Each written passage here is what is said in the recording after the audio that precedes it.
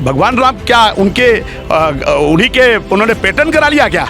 एक घर घर में राम है और दलितों और पिछड़ों ने सबसे ज्यादा राम को किया। ज्यादातर राम के नाम गरीब लोगों के होते हैं, राम भरोसे, राम दीन, राम प्यारे, राम दीन, जितने भी नाम आप देखिए सब राम से होते हैं। जिस सरकार ने बच्चों से वजीफा खा गई हो, जिस सरकार ने परीक्षा के नाम पर परीक्षा शुल्क वसूला हो और परीक्षा नहीं कराई है, अगर परीक्षा नहीं कराई थी तो क्या परीक्षा शुल्क इनको वापस नहीं करना चाहिए थे? ये फ्री की बात करते हैं। 24 में जब कांग्रेस की सरकार बनेगी, 22 में कांग्रेस की सरकार बनी है, सूद समेत इनकी आत्मा से इनकी अंदर के जहां भी गाड़े होंगे ये सब वापस आएगा। तो हमारे साथ आज बातचीत के लिए हमारे साथ इसमें मौजूद हैं कांग्रेस के प्रदेश महासचिव सुशील पासी। आइए इनसे बात करते हैं आगामी विधानसभा के चुनाव को लेकर। सुशील जी, आपका द यूपी टीवी में स्वागत है। नमस्कार भाई, आपको धन्यवाद। मेरा पहला क्वेश्चन रायबरेली से शुरू होता है। रायबरेली कांग्रेस का गढ़ माना था, किन तैयारियों को लेकर इस बार आप विधानसभा चुनाव उतर रहे हैं? हम तो पूरे उत्तर प्रदेश में 403 सीटों पर चुनाव लड़ने जा रहे हैं और जिसमें रायबरेली जनपद की एक सीट पर तैयारी है, बछरावा विधानसभा में भी बूथ स्तर पर तैयारी है और जनता इस बार कांग्रेस की तरफ आशा भरी निगाहों से देख रही है। सबको मौका दे चुकी है, सबको झेल चुकी है। भारतीय जनता पार्टी ने जितने झूठे वादे किए थे वो सब जनता के सामने हैं। उन्होंने कहा था कि गड्ढा मुक्त सड़कें देंगे। पूरे रायबरेली में नहीं, पूरे बछरावा विधानसभा में एक एक सड़क जर्जर है और पूरे साल में कोई सड़क तो नहीं बना पाए, लेकिन ये गड्ढा भी नहीं पाट पाए। और गड्ढा भी में इतना घोटाला किया है कि गड्ढा मतलब पाटने के नाम पर इतना घोटाला है कि जब भी कभी कांग्रेस की सरकार आएगी तो इसकी ऐसी जांच कराएगी कि जो गड्ढा पाटने के नाम पर घोटाला किया गया उसको पूरा तरह से जनता के सामने। क्या इस बार नहीं लग रही क्या कांग्रेस की सरकार आएगी? नहीं, आपने कहा जब भी कभी आएगी सरकार। नहीं, सरकार मतलब 22 की बात कर रहा हूँ। जब भी सरकार आएगी मतलब कि आज तो सरकार नहीं आ रही ना, भाजपा के बाद 3 महीने बाद चुनाव होना है ना। नहीं, ये मैंने कहा 403 पे चुनाव हो रहा है। मैंने अपने बछरावा विधानसभा की बात कही है कि जब भी का मतलब होता है कि 2022 में चुनाव होना है। पहले भी चुनाव होगा, बाद में भी हो सकता है, क्या हो जाए। ये मोदी की सरकार है, और 6 महीने आपातकाल लगाते हैं। आप नहीं समझ पा रहे हैं ना कि हमने इसलिए कहा कि जब भी आगामी चुनाव होगा उस चुनाव में भारतीय जनता पार्टी, मोदी की सरकार सब कुछ संभव है। नहीं, मोदी की सरकार नहीं तो हिटलर वालों की सरकार है। ये लोकतंत्र विरोधी लोग हैं, संविधान विरोधी लोग हैं। इनको कुछ भी मतलब ये किसी भी चीज़ को नहीं मानते हैं, न कानून को मानते हैं, न संविधान को मानते हैं, न ये लोकतंत्र को मानते हैं। और इसी कारण से आप देख रहे हैं जो महंगाई है वो महंगाई केवल डीजल और पेट्रोल में नहीं है। ये लोग ड्रामा करते हैं, एक तरफ बढ़ाते हैं और बढ़ाने के बाद फिर ये चुनाव आ जाता है तो फिर कहते हैं हम आपको इतना कम किए दे रहे हैं। आप समझिए, ये इनका आप देखिए अभी एक बयान आया कि हम केवल होली तक फ्री राशन देंगे। हमारी सरकार ने कानून बनाया था, खाद्य सुरक्षा अधिनियम, कि इस देश में चाहे जिसकी सरकार बने उसको इस देश में हर नागरिक के लिए खाद्य सुरक्षा अधिनियम होगा, जिसमें राशन मुहैया कराना हर सरकार की जिम्मेदारी होगी। तो कानून एक दिन के लिए नहीं बनता, कानून बनता है पूरे आने वाली पीढ़ी के लिए बनता है। जन सूचना अधिकार बनाया, शिक्षा अधिकार अधिनियम बनाया, वन अधिकार अधिनियम बनाया। क्या मीडिया के लोग भी है या तो अध्ययन नहीं कर रहे हैं?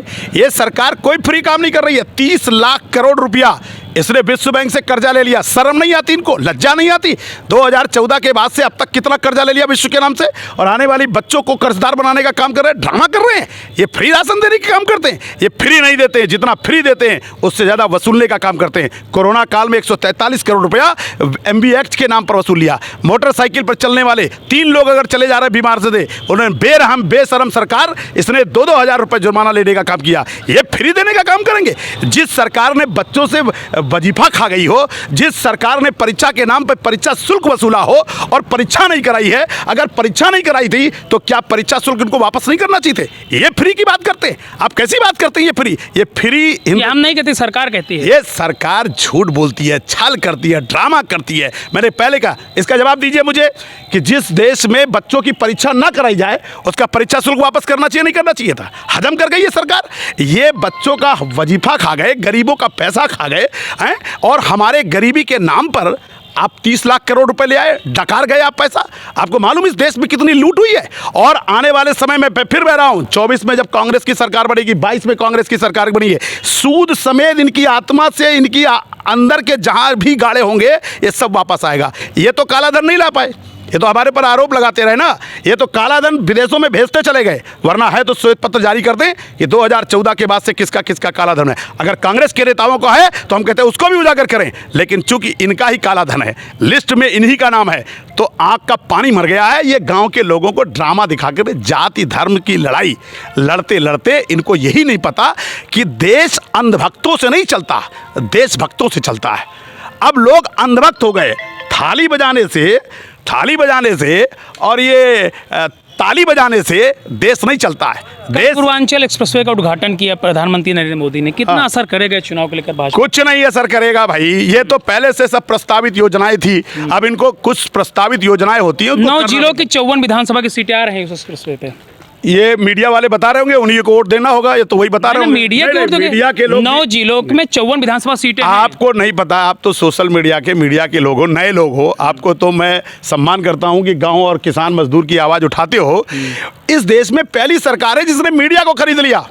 क्या प्रूफ है? अच्छा, मैं बोलता हूं ना, मीडिया के घराने के लोग, जी टीम का, जो जी टीवी का, जो आपका जी न्यूज का जो है, जो मालिक है, उसको राज्यसभा भेज दिया। आप बताइए, मीडिया के लोग, ये तो न्यायपालिका तक को खरीद लिया। नया फैक्टर कर लिया, अगर नहीं चला तब कह रहे कि मीडिया को खरीद लिया। अरे भाई, मैं कह रहा हूं, मेरे ऊपर आप FIR कराइए ना। मैं कह रहा हूं, मीडिया के लोग बिके हुए लोग हैं, खरीद लिए हुए लोग हैं। जी न्यूज वाले को आपने जब आपके फेवर में बात किया तो आपने राज्यसभा भेजा कि नहीं भेजा? और आप तो यहां तक कर रहे हैं अदालत के फैसले करवाने लगे। आप तो इस तरह से ऐसा काम करने लगे कि फैसला कराते हैं, उसके बाद उनको राज्यसभा भेज देते हैं। आपने क्या बना लिया? राजनीति का तमाशा बना लिया। और एक तो नाचने वाली कौन सी वो क्या कहते हैं कि वो एक से एक नमूने हैं जो कहते हैं कि देश की आज़ादी 1947 को नहीं मिली है, ये 2014 से मिली है। अरे फांसी पे लटका देना चाहिए सर। पद्मश्री का आपने अपमान कर दिया। आप कैसे लोग हैं? मतलब हिंदुस्तान को, हिंदुस्तान में नौजवान जाग चुका है। मैं फिर कह रहा हूं, मेरी बात को मीडिया के माध्यम से मैं कह रहा हूं, देश कभी भी अंधभक्तों से नहीं चलता, देशभक्तों से चलता है। और देशभक्त कौन होते हैं? जो सेना के बॉर्डर पे लड़ते हैं वो देशभक्त होते हैं। जो किसान है, खेती मजदूरी बरसात में धूप में काम करता है वो देशभक्त होता है। जो मजदूर दिन रात मेहनत करता है, करोड़ों लोग मजदूर हैं, वो देशभक्त होते हैं। जो ईमानदारी से बच्चा पढ़ता है वो देशभक्त होता है। जो ईमानदारी से काम करता है, अपनी नौकरी करता है, वो देशभक्त होता है। अरे ये देश के लुटेरे लोग हैं बॉस, इनसे देश नहीं चल सकता। बाबा लोग कभी देश चला सकते हैं क्या? मठ चला सकते हैं, इनको कुछ नहीं आता। ये ज़्यादा से ज़्यादा, अब बताइए, करोड़ों रुपए लूट लिया उसमें दीपक जलाने के नाम पर। 2700 रुपए का एक दीपक जलवा दिया है। आप घर में दिवाली जलाते हैं, एक आप जितना बजट उन्होंने सरकार का खर्च किया है, एक दीपक पर 2700 रुपए सरकारी खजाने से खर्च किया। मुझसे कभी आंकड़ा में कभी बैठ कर बात करिएगा, मैं बता दूंगा। और मैं कहता हूं, अगर भारतीय जनता पार्टी वाले में दम है तो मैं आरोप लगा रहा हूं, इस पर FIR दर्ज करके दिखावें। ये लूटने वाले लोग हैं। क्या राम मंदिर निर्माण को लेकर कांग्रेस चंदा देना चाहिए था? सबको देना चाहिए था। कांग्रेस क्या होती है? भगवान राम किसी के एजेंट है क्या? मतलब आपने किसी पार्टी का? अभी आप दीपों को लेकर बात करें तो मैंने घोटाला की बात कही है, आप घुमाइए मत। मैंने कहा है कि वो दीपक जो गांव के गरीब किसानों के, मजदूरों के घरों में दिवाली में दीपक जलाने चाहिए थे, उनको तेल मुहैया कराना चाहिए था। अगर वो दीपक 5 रुपए 10 रुपए का तेल अगर देसी घी का भी जलाइए तो इतना। और मालूम है जितने लाख, 9 लाख बताया उन्होंने, जरा बजट से गुणा करके देखिए, एक दीपक की कीमत इन्होंने 2700 रुपए वसूली है। ये देश लूटने आए, ये ड्रामा करते हैं देश। और भगवान राम क्या उनके उन्हीं के उन्होंने पेटेंट करा लिया क्या? एक घर घर में राम है, और दलितों और पिछड़ों ने सबसे ज्यादा राम को किया। ज्यादातर राम के नाम गरीब लोगों के होते हैं, राम भरोसे, राम दीन, राम प्यारे, राम दीन, जितने भी नाम आप देखिए सब राम से होते हैं। जय श्री राम बोलने में क्या दिक्कत होती है? अरे हम सब बोलेंगे यार, सीताराम भी बोलेंगे, जय श्री राम भी बोलेंगे, राम भी बोलेंगे। हमने कहा कि हमारे खानदान परिवार के लोग राम के नाम से अपने बच्चों का नाम रखते हैं। ये तो झूठ बोलने वाले लोग अपने घर का नाम राम का नहीं रख सकते। हमने रखा राम दिन, हमने रखा राम प्यारे, हमने रखा राम भजन। आप देखिए जाके गांव में, पता करिए। रायबरेली की अगर बात की जाए तो रायबरेली कांग्रेस का गढ़ माना जाता है, तो आपको इस बार के 6 विधानसभा सीटों में कितनी सीटें सुरक्षित नजर आ रही हैं? मैं कह रहा हूं, कांग्रेस के अलावा दूसरी कोई सीटें नहीं जीतेगी। कहां चक्कर में पड़े हैं आप? जनता तो पिछली बार क्यों रायबरेली में कांग्रेस गढ़ भी माना जाता है, लेकिन फिर भी विधानसभा सीटों में कांग्रेस का लचर प्रदर्शन रहा? अरे लचर नहीं भाई, झूठ बोलने वालों ने ड्रामा कर दिया, लालच दे दिया, लोग बहक गए। ये कोई नई चीज है क्या? सब खेल सामने। तो अभी रायबरेली कांग्रेस कुछ लोग कल जो है समाजवादी पार्टी में उन्होंने जो है सदस्यता ग्रहण की है। अरे रायबरेली कही है, कोई सदस्यता लिया होगा, ये तो पूरी भाई पचनावा विधानसभा में 5 लाख आबादी के लोग हैं। कोई किसी पार्टी में जाएगा, कोई किसी में जाएगा। इससे कांग्रेस के अच्छे पद पर थे वो लोग। अरे भैया ये तो बहुत सा, अब इस तरह तो तमाम भारतीय जनता पार्टी के नेता जितने हैं ये सब कांग्रेस में ही तो लूटे फूके हैं। कांग्रेस ने नहीं लूटा है। कांग्रेस के जो तमाम लुटेरे नेता थे अभी तक कांग्रेस को लूटे थे, उनका घर परिवार देखिए जाके। अब आज भारतीय जनता पार्टी का चोला बना लिए तो ये भाजपा के हैं क्या? अभी एक कल देखेगा दूसरी सरकार होगी, वहां खड़े नजर आएंगे। एक बात और समझ लीजिए, उत्तर प्रदेश की जनता सब कुछ समझ चुकी है। 1200 नेता हैं जो विभिन्न पार्टियों में घूमते रहते हैं और पूरे उत्तर प्रदेश की जनता को नचा रहे हैं। इस बार जनता फैसला लेने जा रही है, नेता फैसला नहीं ले पाएंगे। नेता तो ये जुगाड़ में रहते हैं कहां से फायदा मिलने वाला, कहां से नुकसान होने वाला। इस बार जनता फैसला लेने, 1200 नेता हैं। वो नरेश अग्रवाल पहले बसपा में था, फिर सपा में गया, इस समय भाजपा में, पता लगा के देख लीजिए। ऐसे तमाम नेता आप गिना देंगे, 1200 नेता हैं पूरे उत्तर प्रदेश में। इनका काम है हर जनपद में 4-6 नेता हैं। नेताओं का तो काम है कि जहां पर फायदा तो वहीं चले जाते हैं। हाँ। सुशील पासी आज कांग्रेस में है तो सत्ता में नहीं है कांग्रेस। जब सत्ता में रही है तो सुशील पासी कांग्रेस में नहीं था। आज न उत्तर प्रदेश में है न दिल्ली में है। हम सत्ता के साथ चलने वाले लोग नहीं हैं, हम विचारधारा और संघर्ष के साथ चलने वाले हों।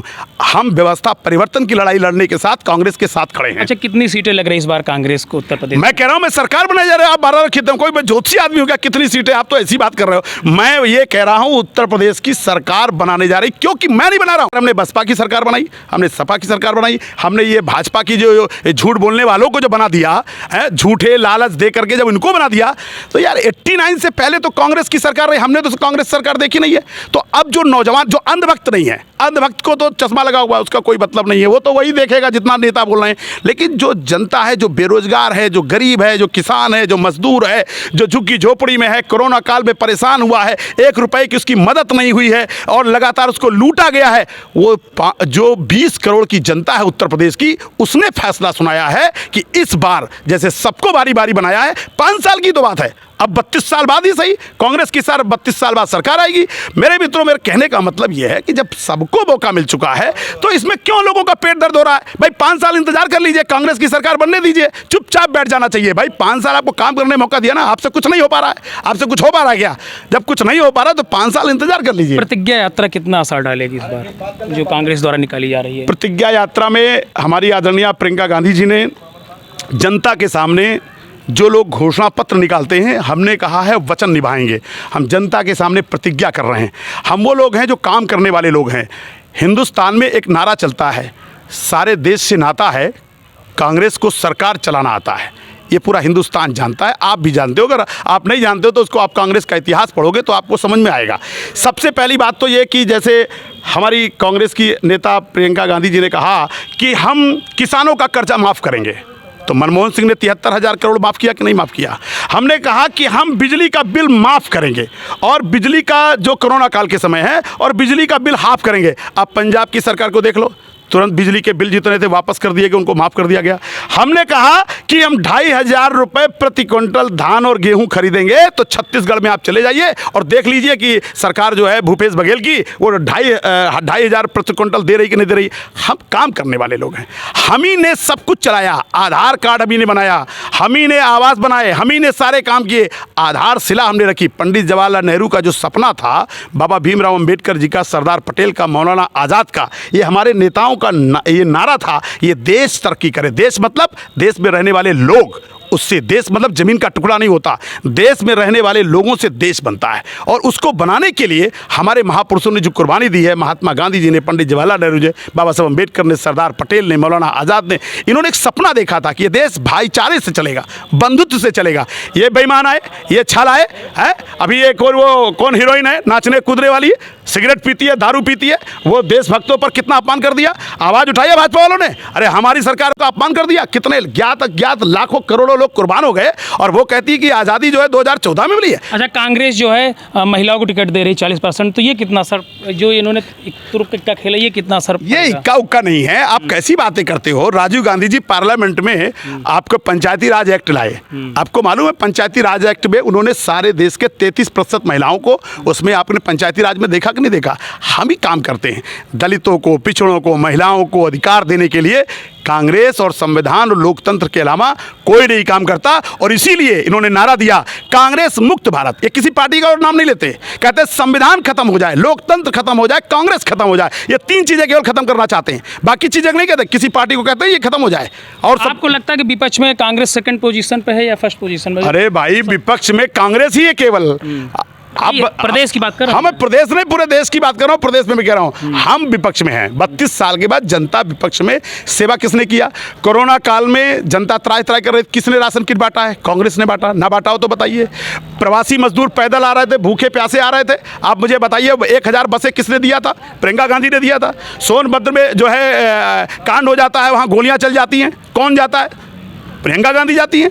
आपके बांगरमऊ में कौन जाता है? प्रियंका गांधी जाती है। हाथरस में कौन जाता है? उन्नाव में कौन जाता है? अब क्या बात करते हैं? किसानों पे गोलियां चलती हैं, कोई जाता नहीं है। आदरणीय प्रियंका गांधी जी जाती हैं, किसानों के लिए 3-3 दिन तक जेल में रहती हैं, उनको बंद किया जाता है। अब कैसी बातें कर रहे हैं? विपक्ष का मतलब होता है जनता के हितों की लड़ाई लड़ना, और इस समय उत्तर प्रदेश में कांग्रेस के अलावा दूसरा कोई लड़ाई नहीं लड़ रहा है। ये थे हमारे साथ कांग्रेस के प्रदेश महासचिव सुशील पासी, जिन्होंने बहुत ही सरलता स्वभाव दी और इस बार इन्होंने बताया कि इस बार प्रदेश में कांग्रेस की पार्टी जो है अपनी सरकार बनाने जा रही है। द यूपी टीवी के लिए शिव मोस्ती।